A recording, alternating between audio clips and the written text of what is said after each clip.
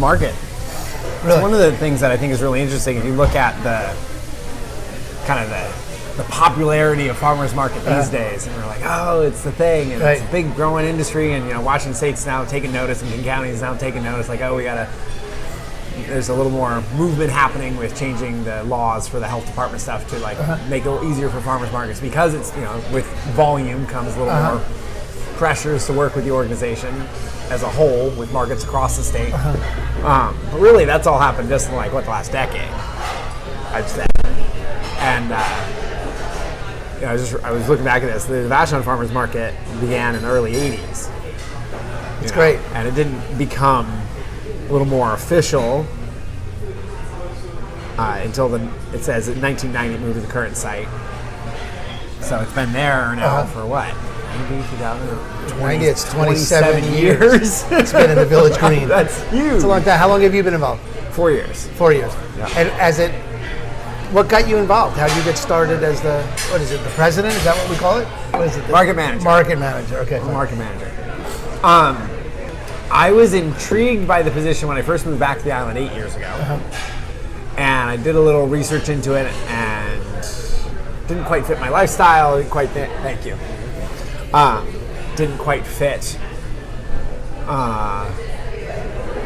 Also, the sanity sounded a little bit lacking from some of the people who've been involved in the organization. There was a little bit of chaos, and I was like, I don't need that right now. And then a few years later, someone brought it to my attention that they had posted another help wanted sign, basically. And Nan Wilson was the president of the board at that point.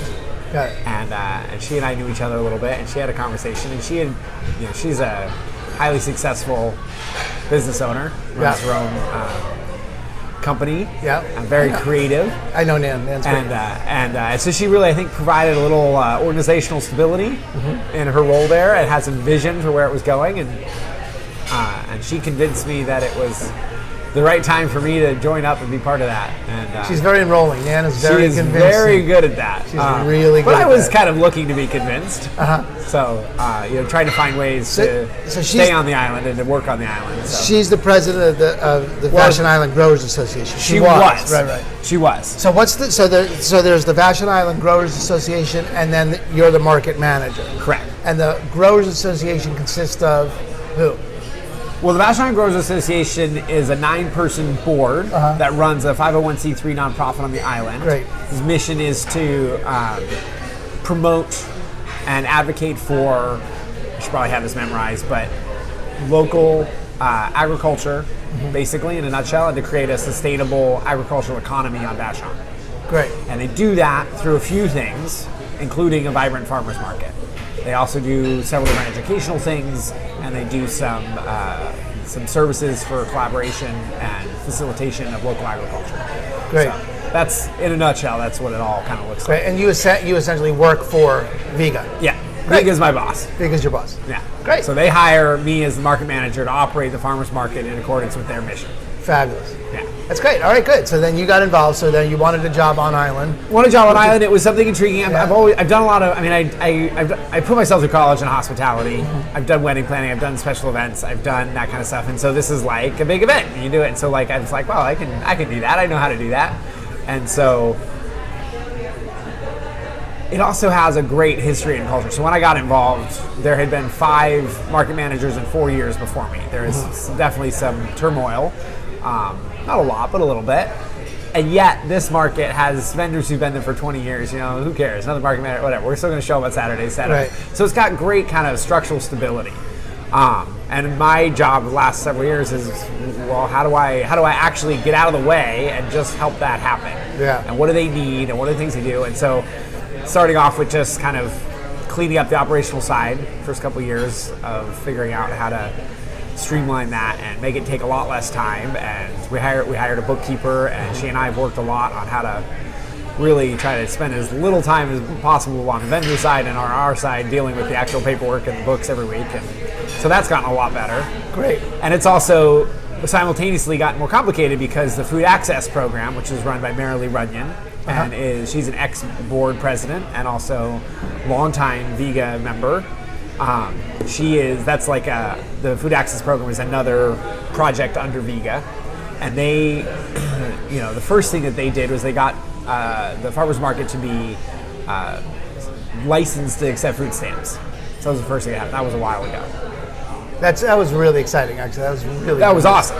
Awesome. And yet there's like, okay, so what else do we do and how does that work? And so there's been all this work that's grown off of that. And so now there's incentive programs, and now we also take the WIC checks.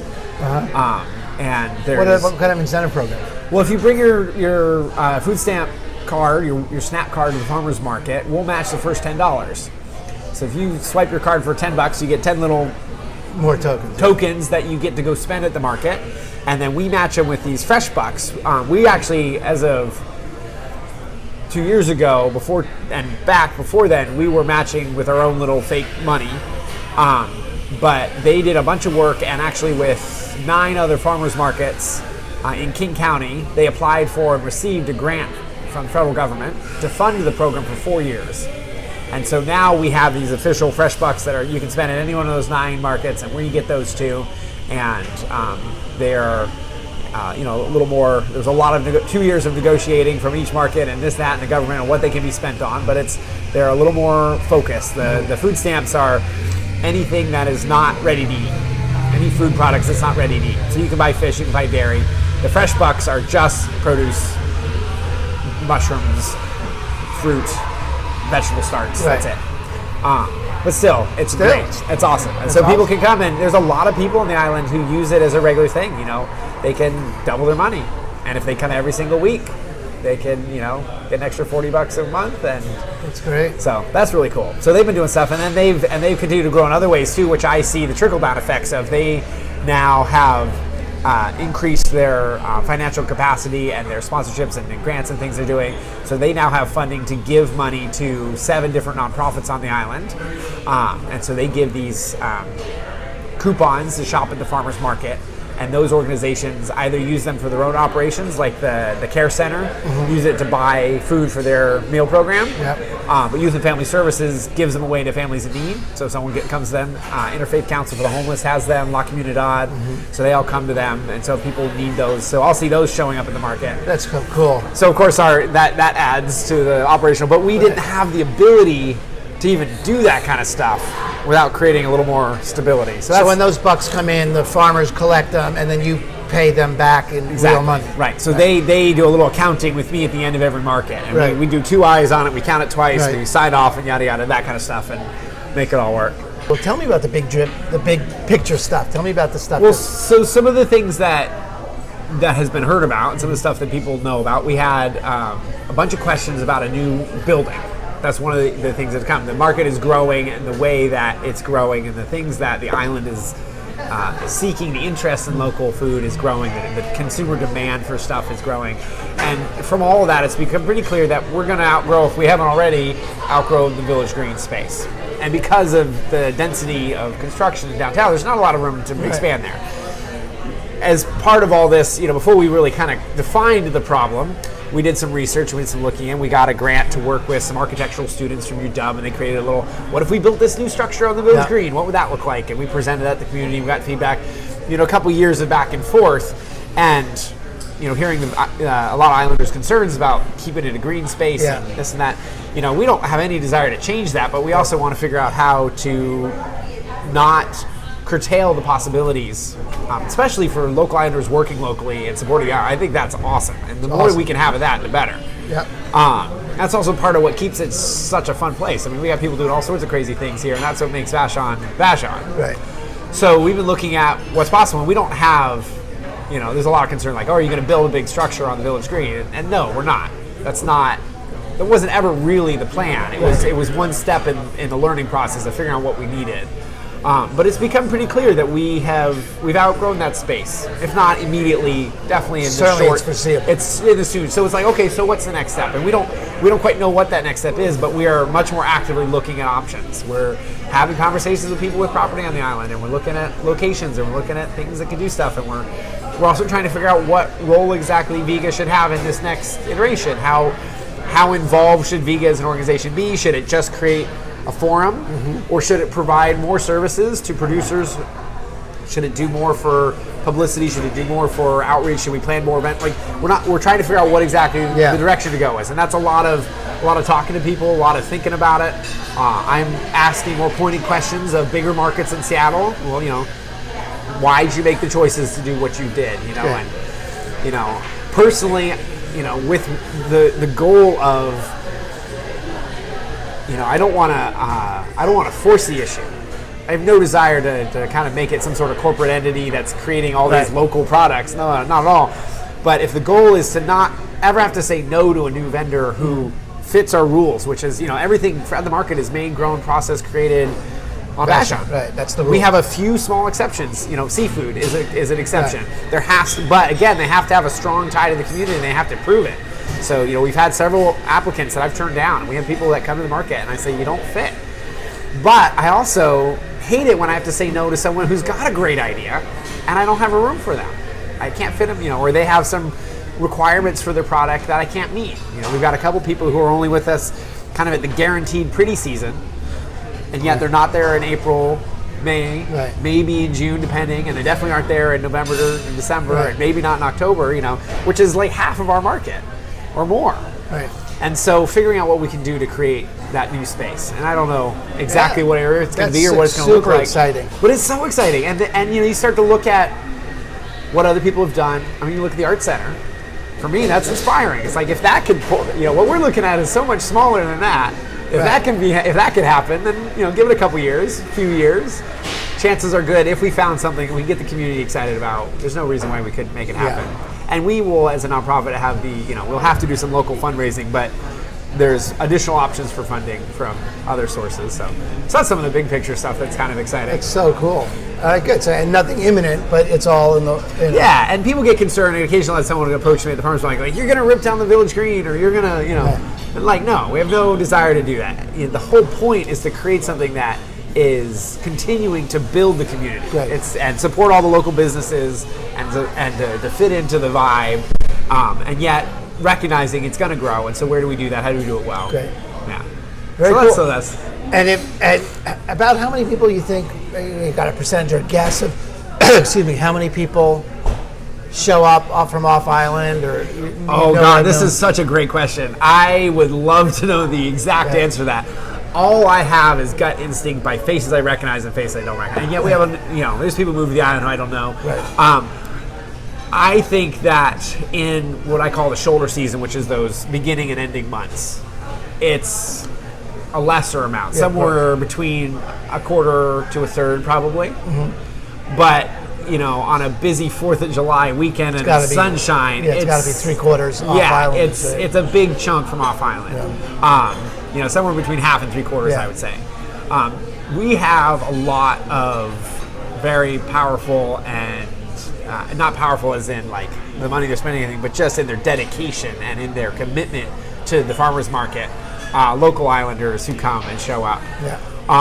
However, as it gets bigger, the biggest thing I hear is people are like, I don't want to come to Vashon town on a Saturday. Right. It's too crazy. It's too busy. And I have to say, that's one of the big things I hold is like, wouldn't it be awesome if the next iteration was still accessible to all the people who are currently shopping at the market, but did it in some way that was just a little less chaotic, a little easier to get to. Right. Parking wasn't as much of an issue.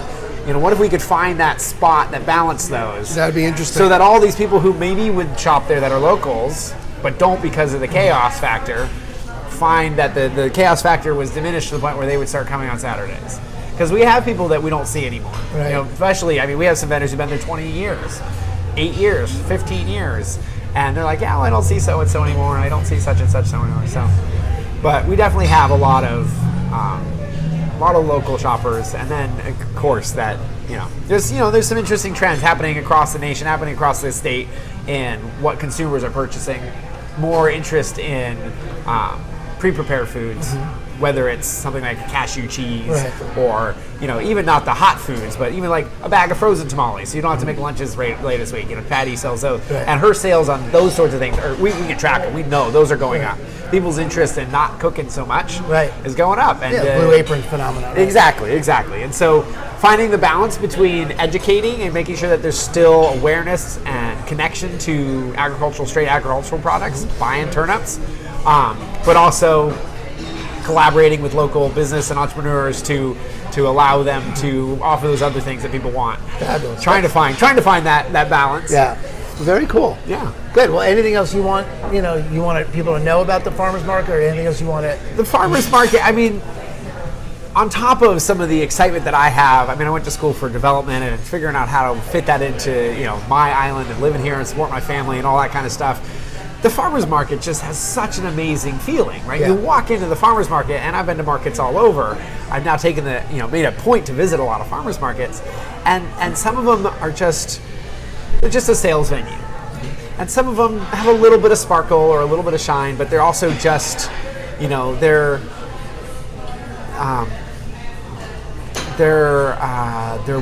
flat, they're monotone. Yeah. And maybe they do the one thing they do that really well. Yeah. And there's local food and it's supporting, a change in consumption, about awareness of where food, like that's great. But our market is so much more than that. And the fact that people come and they linger and they chat and they hang out. I got invited to be a Google guide, as I'm sure everyone is being invited these days, to add your pictures to Google Maps or whatever.